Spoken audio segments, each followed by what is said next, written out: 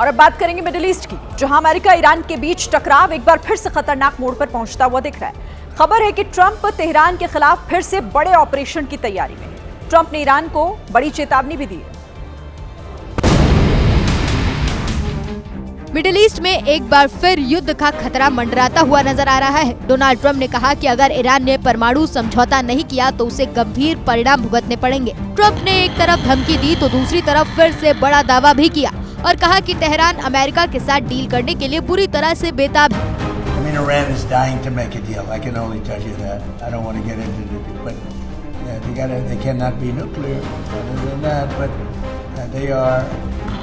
लेकिन ट्रंप के इस बयान का ईरान पर कोई असर नहीं दिखा। तेहरान ने अमेरिका की धमकी का आक्रामक जवाब दिया है। ईरान के सुप्रीम लीडर मुज्तबा खामनेई ने साफ कहा है कि ईरान अपने परमाणु और मिसाइल कार्यक्रम से किसी भी हालात से पीछे नहीं हटेगा। ये बयान ईरान के सरकारी टीवी पर प्रसारित हुआ और अब ईरान का रुख भी पूरी दुनिया के सामने है। ईरान के खिलाफ ऑपरेशन के राउंड 2 को लेकर अमेरिका काफी तेजी से तैयारी में जुटा हुआ है। बड़ी खबर ये मिल रही है कि व्हाइट हाउस के सिचुएशन रूम में आज एक हाई लेवल मीटिंग हुई, जिसमें ईरान के खिलाफ संभावित सैन्य ऑपरेशन के कई विकल्पों पर चर्चा की गई। मिडिल ईस्ट में तनाव की लपटें एक बार फिर तेज होती दिख रही हैं और इस बार के हालात पहले से कहीं ज्यादा गंभीर बताए जा रहे हैं। अमेरिकी सेना की सेंट्रल कमांड के प्रमुख एडमिरल ब्रैड कूपर ने ट्रंप को ईरान पर नए हमलों के प्लान को लेकर जानकारी दी। सूत्रों के मुताबिक हमला फाइनल ब्लो यानी अंतिम प्रहार के रूप में किया जा सकता है। रिपोर्ट्स में दावा किया जा रहा है कि अमेरिका पहली बार ईरान के खिलाफ हाइपरसोनिक मिसाइल सिस्टम का इस्तेमाल कर सकता है। अमेरिकी सेंट्रल कमांड ने मिडिल ईस्ट में डार्क ईगल हाइपरसोनिक मिसाइल तैनात करने की मांग भी की है। दूसरी ओर ईरान भी जवाबी रणनीति की तैयारी में जुटा है। अमेरिकी खुफिया रिपोर्ट्स के मुताबिक ईरान मलबे और अंडरग्राउंड ठिकानों से मिसाइल और हथियारों की फिर से तैनाती कर रहा है। व्हाइट हाउस के सिचुएशन रूम में हाई लेवल मीटिंग के दौरान डोनाल्ड ट्रंप को पूरी प्लानिंग बताई गई। सेंट्रल कमांड के कमांडर ब्रैड कूपर ने हर ऑप्शन को टेबल पर रखा। क्या है वो ऑप्शंस, आपको इसके बारे में विस्तार से बता दें। देखिए, पहला विकल्प जो रखा गया वो छोटी लेकिन सबसे घातक स्ट्राइक, मतलब कम समय में बड़ा नुकसान किया जाए, सटीक निशाने के साथ तेज हमला किया जाए। हाइपरसोनिक टेक्नोलॉजी से दुश्मन को चौंकाने की रणनीति यानी कि एडवांस और हाईटेक हथियारों के इस्तेमाल की तैयारी भी है। B-1B लैंसर बॉम्बर को एक्शन में लाने का भी प्लान है, जो भारी हथियारों के साथ लंबी दूरी से सटीक वार करने में सक्षम है। ईरानी सेना के बची हुई ताकत पर भी हमला करके उसके कमांड स्ट्रक्चर और सैन्य नेटवर्क को कमजोर करने की भी तैयारी है। एनर्जी इंफ्रास्ट्रक्चर टारगेट करके तेल और गैस नेटवर्क पर सीधा वार, ताकि ईरान को और ज्यादा आर्थिक चोट पहुंचाई जा सके। और सब कुछ सही चला तो ईरान के एनरिच्ड यूरेनियम स्टॉक को कब्जे में लेने की योजना भी तैयार की जा रही है। स्ट्रेट ऑफ हॉर्मुज पर पूरी तरह से कंट्रोल कैसे हो, इस पर भी चर्चा हुई, ताकि दुनिया की तेल सप्लाई लाइन पर दबदबा बनाया जा सके। और जरूरत पड़ी तो ग्राउंड ऑपरेशन कैसे किया जा सकता है, यानी कि एयर स्ट्राइक के बाद जमीन पर भी एक्शन से इनकार नहीं किया गया है। अब बात करते हैं अमेरिका की खतरनाक हाइपरसोनिक मिसाइल डार्क ईगल की खासियतों की, जिसे मिडिल ईस्ट में तैनात करने की मांग की गई। तो आपको बता दें कि ये जो डार्क ईगल है, अमेरिका की वो हाइपरसोनिक ताकत है जो आवाज से 5 गुना तेज रफ्तार से वार करती है। इसकी जो लंबी रेंज इसे रणनीतिक हथियारों की सबसे घातक श्रेणी में शामिल करती है। ये मिसाइल हजारों किलोमीटर दूर बैठे हुए टारगेट को भी सटीकता से तबाह करने में सक्षम है। उड़ान के दौरान इसका ग्लाइडिंग सिस्टम इसे नेक्स्ट लेवल स्पीड और कंट्रोल देता है। डार्क ईगल मौजूदा डिफेंस सिस्टम को चकमा देने की भी क्षमता के साथ इसे विकसित किया गया है। इसका एडवांस्ड गाइडेंस सिस्टम इसे हर मिशन में और भी ज्यादा घातक बनाता है, और इसकी मोबाइल लॉन्च क्षमता इसे किसी भी युद्ध क्षेत्र में तुरंत तैनात करने योग्य बनाती है। ईरान को लेकर अमेरिका के सैन्य ऑपरेशंस की असली कीमत अब सामने आती दिख रही है, जो चौंकाने वाले आंकड़े पर पहुंचती दिख रही है। यह आंकड़ा पहले बताए गए खर्च से लगभग 2 गुना बताया जा रहा है।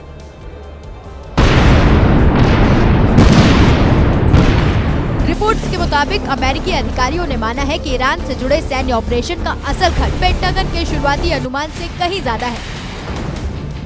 पेंटागन ने कांग्रेस को बताया था कि इस युद्ध पर अब तक लगभग $25 अरब खर्च हुए हैं। लेकिन अब सामने आ रहे आंकड़ों में ये खर्च करीब 50 अरब डॉलर तक पहुंचता दिख रहा है। रिपोर्ट में ये भी सामने आया कि अमेरिका ने ईरान के खिलाफ हमलों में अपने कई हाईटेक ड्रोन्स, जिनमें MQ-9 रीपर जैसे सिस्टम शामिल है, खो दिए, जिनकी कीमत लाखों डॉलर प्रति यूनिट में थी।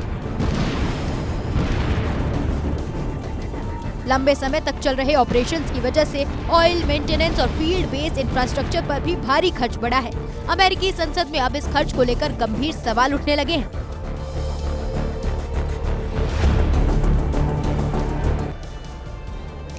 अब इस बढ़ते हुए सैन्य खर्च की असली तस्वीर कुछ अहम आंकड़ों में साफ हो जाती है। इसे ग्राफिक्स के जरिए आपको हम समझाने की कोशिश करते हैं। पेंटागन के आधिकारिक अनुमान और अंदरूनी आकलन के बीच खर्च लगभग दोगुना हो चुका है।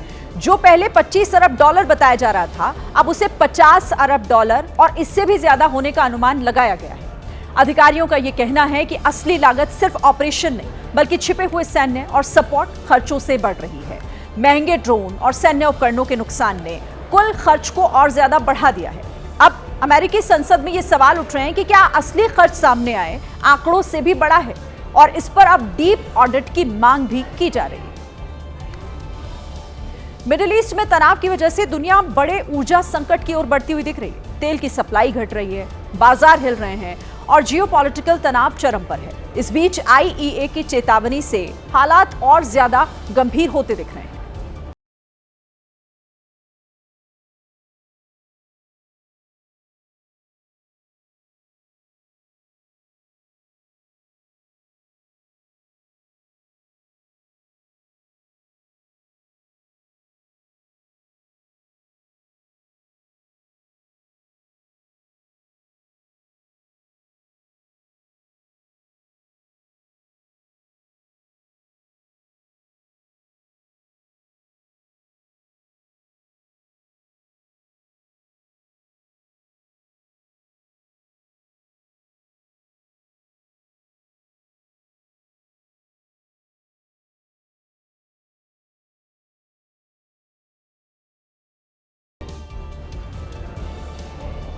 देखिए, ग्लोबल पॉलिटिक्स में इस वक्त टकराव का तापमान लगातार बढ़ रहा है और केंद्र में एक बार फिर से हैं ट्रंप, जो ईरान के खिलाफ सैन्य ऑपरेशन की शुरुआत से अपने तीखे बयानों की वजह से सुर्खियों में।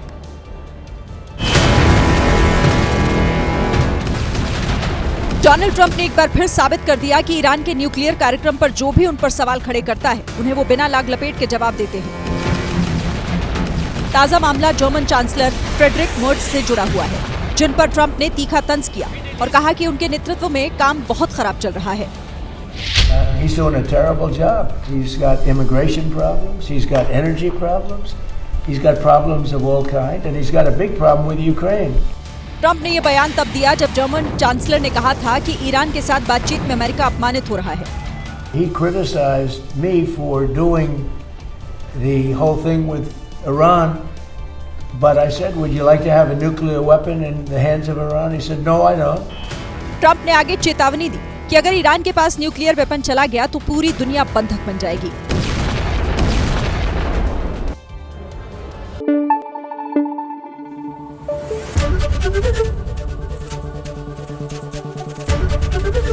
ABP न्यूज आपको रखे आगे।